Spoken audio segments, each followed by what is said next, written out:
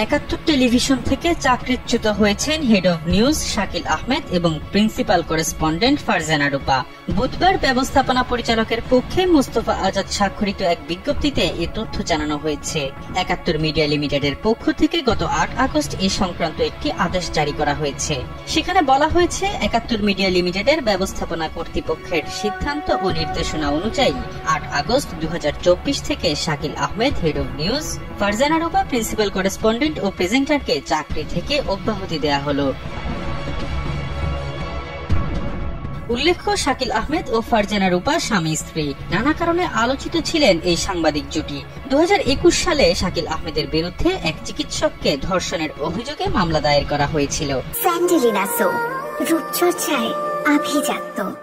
রাজধানীর গুলশান থানায় এ মামলা করা হয়েছিল। এর আগে ওই নারী চিকিৎসক শাকিলের বিরুদ্ধে অভিযোগ এনে সংবাদ সম্মেলনও করেছিলেন। তাতে তিনি বলেন, তিনি চাকরির জন্য ৭-৮ মাস আগে শাকিলের কাছে গিয়েছিলেন। তখন তার সঙ্গে শাকিলের ঘনিষ্ঠতা হয়েছিল। এক পর্যায়ে বিয়ের প্রতিশ্রুতি দিয়ে শাকিল তার সঙ্গে দৈহিক সম্পর্ক গড়ে দাবি করে ওই নারী জানান, তিনি গর্ভবতী হয়ে পড়লে শাকিলের কথায় তিনি ভ্রূণ নষ্ট করলেও শাকিল প্রতিশ্রুতি অনুযায়ী তাকে বিয়ে করেননি।